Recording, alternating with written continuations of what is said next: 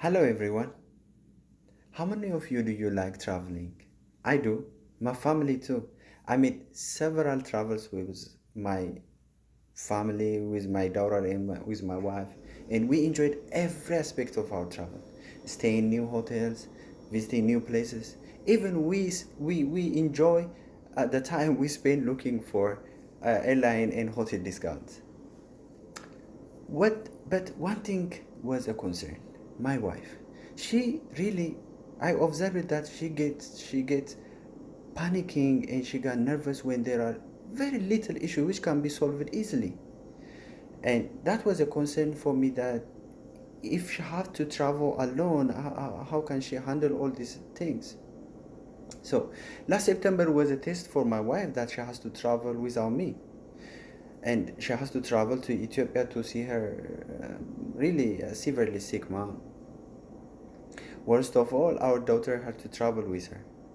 I tried all my best to fix all the necessary travel documents in advance, and everything was almost perfect.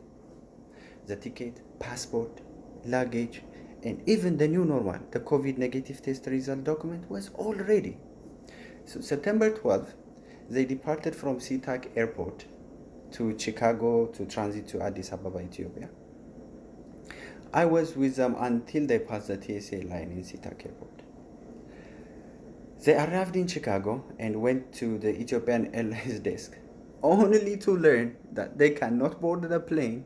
Imagine they are in Chicago, they are not in Seattle, and they cannot board because they have a negative test result, which is anti-agent negative test result document, not PCR, which I have no idea before that.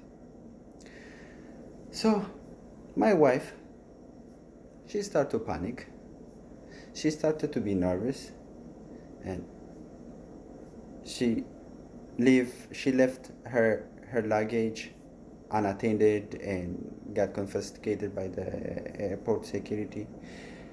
So when I called them, all I heard on the phone was my daughter crying, and just before her phone is dying, all I heard was my daughter crying and my wife long silent. And I flew to Chicago the same night, paying close to $1,000 to get a flight the same time, the same night, the same morning.